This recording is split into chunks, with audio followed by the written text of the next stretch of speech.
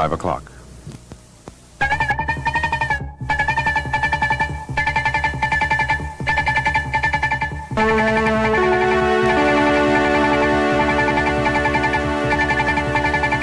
Good afternoon. I'm Chuck Scarborough. A new technique of detecting tumors in the body is under development now. It's based on the fact that cancer cells in the body emit radio signals, believe it or not, which can be detected by special devices. And Frank is back with a report. Busy night for you, isn't it? It certainly is. Now, this technique is called FONAR, F-O-N-A-R, and it stands for Field, has nothing to do with Frank Field, Field Focusing Nuclear Magnetic Resonance. Now, that's a mouthful, but just think of it this way. Your body consists of billions of cells, just like a skyscraper is built of bricks, and each of your body cells sends out a radio signal. But the cancer cell, it's been found, send out not this kind that you see on the screen. This is a normal kind of signal. It sends out a different kind of signal. So the next step is to build a radio receiver of some kind to pick up these signals and turn them into a picture. Well, that's been done. Now here you see the radio signal picture of a normal mouse. The top colors are the backbone of the animal. That's that red area you see across the back.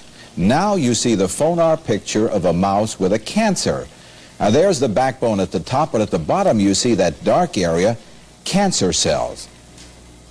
The technique of photographing cancer cells in living tissue, which send out their own kinds of radio signals, as you see here, involves placing the tissue, animal or human, inside a magnetic chamber. The real breakthrough came recently. The trick in all of this was to pick out one radio signal amongst millions. As you know, the body is made up of many different kinds of cells, and there's only one little cancer cell nestled away somewhere in a secret place. We had to find a way of picking up that cancer cell apart from all the normal cells. You know, it's somewhat similar, Frank, to imagining that you had a great giant satellite with a radio detector circulating somewhere outside the Earth, and it was harvesting radio signals from all around the country.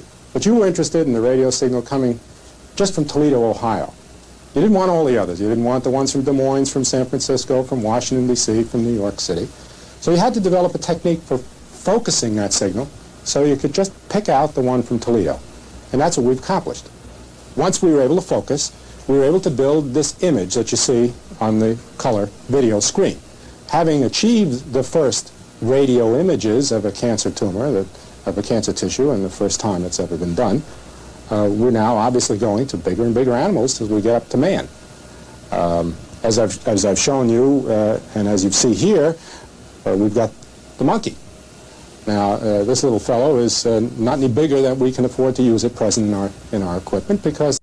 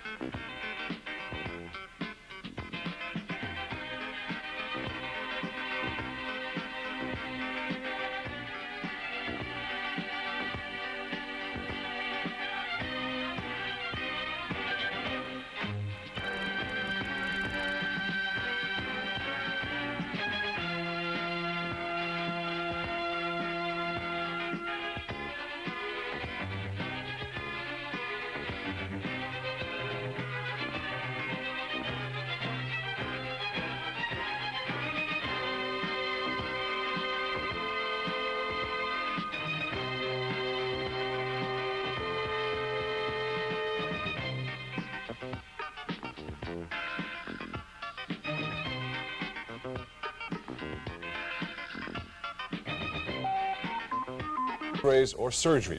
Health and Science editor Charles Crawford has a report on this potentially revolutionary invention. After more than 10 years of research and development, it's the only device of its kind in the world. It's called FONAR, for Field Focusing Nuclear Magnetic Resonance. Using a gigantic magnet cooled by liquid nitrogen and helium to 452 degrees below zero, the machine is capable of picking up radio signals from individual atoms deep within the body. Those signals are in turn processed through a computer and assembled into a full color picture of internal organs and body tissue. Although human testing is just now beginning, Dr. Raymond Damadian says that with animals and human tissue samples, the device already has proven it is capable of detecting abnormal cells, including cancer. And Dr. Damadian expects the same kind of success in human clinical trials. If an individual had a complaint, we would hopefully be able to go over his anatomy to the place where he had that complaint, produce an image of the kind we had upstairs, see the tumor or lesion on the image, and begin asking questions about the chemistry of that tumor. Hopefully from the chemical information that we obtain from the tumor, we would be able to know such things as how malignant it is, how widespread it is, where are the metastases tucked away in the body, what kind of tumor it is from the radio signal emission.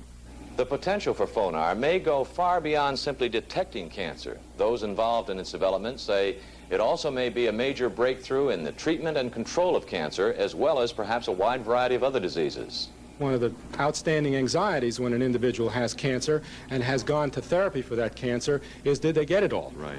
And is there any system for being certain that they got it all, and do we have a signal or any such technique that would be able to monitor the continuous progress of this individual as therapy proceeds? We're hopeful that this technique, since it provides the chemistry of the malignancy, would serve as a continuing source of a signal that would tell us whether or not we got it all. With today's demonstration, FONAR has moved from years of animal testing to the point where it is now ready for human trials. A step those close to the project are convinced will, within a few years, change the entire course of medical diagnosis and treatment of cancer and perhaps a wide variety of other human diseases. Jim? Do they know about any possible spin-offs from the radio frequencies? Dr. Damadian tells us that the radio frequencies don't present any hazard because they are less than you'd get if you sat next to a cab driver with a CB radio, about 1/10 the amount of radio frequencies. So no danger? No danger, and magnetic field presents no danger, according to Dr. Damadian. Minutes after the hour. Now you in medicine. This week in Chicago, 9,000 radiologists are convening at the annual meeting to learn about newest advances in their profession. And the hottest topic on this year's agenda, the one that has all the radiologists excited about at least, is something called NMR, as Dr. Holly Atkinson explains. NMR stands for Nuclear Magnetic Resonance. It's the latest in a series of sophisticated machines used to make images of the human body.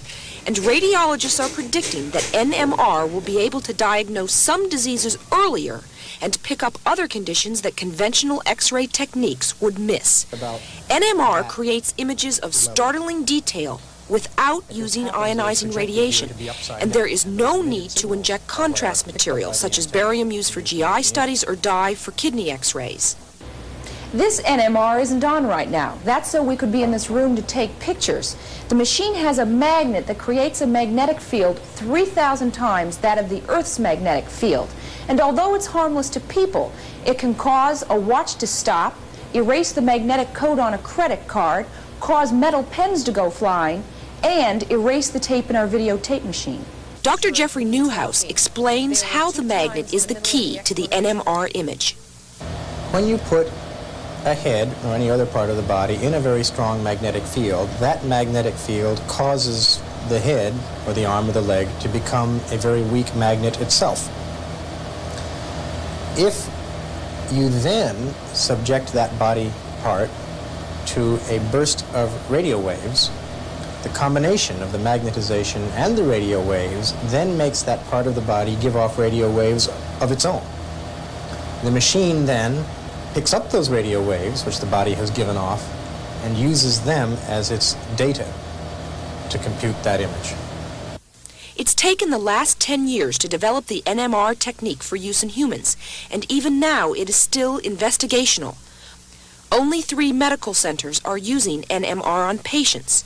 Dr. Thomas Brady demonstrated to me, however, how NMR helped in one particular case. This was a patient who had been suffering for about a year and a half with seizure disorder, and they couldn't figure out the problem. Her CT scan, on the left, appeared normal, but her NMR image showed a tumor, and treatment was started earlier than it might have been. With us now in Chicago is Dr. Raymond Damadian, the inventor of NMR for medical use. Good morning. Good morning, Holly. Tell me, why are doctors so excited about NMR? How is it going to be better than conventional X-rays? Well, it's very exciting, Holly, because it avoids, of course, X-rays and ionizing radiations altogether. We tease each other around the laboratory that NMR means no more radiation. It's able to detect diseases that other techniques cannot because of its power to go directly to the tissue and obtain its chemistry. Can you give us some specifics? Yeah, give us some examples. Well, in the case of the elusive disease multiple sclerosis, we can see the tiny little cysts that cause the disease. In the cases of cancer, we think we can detect the tumors much earlier than they could normally be detected. Zoom in on the cancer once we get some suspicion of it, and without cutting, get some idea of whether or not it's malignant or normal, and then send the patient to therapy and follow it through its course of therapy to see whether or not the tumor is responding to the drugs it is being treated with without ever having to cut into the tissue. Investigators have said that NMR can be used to pick up chemistry besides structure. Can you briefly explain that to us? Yes, Holly. I think the important thing is that the technique collects its information by detecting radio signals that the tissue itself is putting out. And these radio signals are extremely informative, giving the ultimate details about the chemical makeup of the tissue, so that you can both determine the chemistry of the tissue, and then when you treat it with drugs, determine the chemistry of the response directly. People are saying that this technique is harmless, and at this point in time, can we really say that in the long term that there might not be some sort of harmful effect? Everything we know about it, Holly, suggests it's entirely harmless. There is a lot of experience with magnetic fields, much stronger magnetic fields than have ever been used in this technology. High-energy physicists with their particle accelerators have been standing in these high-energy fields for years. Government laboratories have studied the effects of these, and there is no adverse effect that anybody can determine.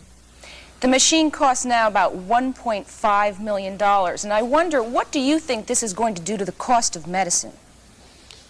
Well, we think overall it should reduce the cost of medical care. By detecting disease earlier, for example, there is the hope that we'll be able to transfer a lot of medical care that is now a costly inpatient hospitalization to an outpatient medical detection and treatment that would drastically reduce medical costs. And then additionally, the device is extremely versatile, telescoping many of the procedures into one device that would now carry a multitude of expenses and costs in order to evaluate and work up a patient. Dr. Damadian, thank you so much for being with us. Bill? Thank you, Holly.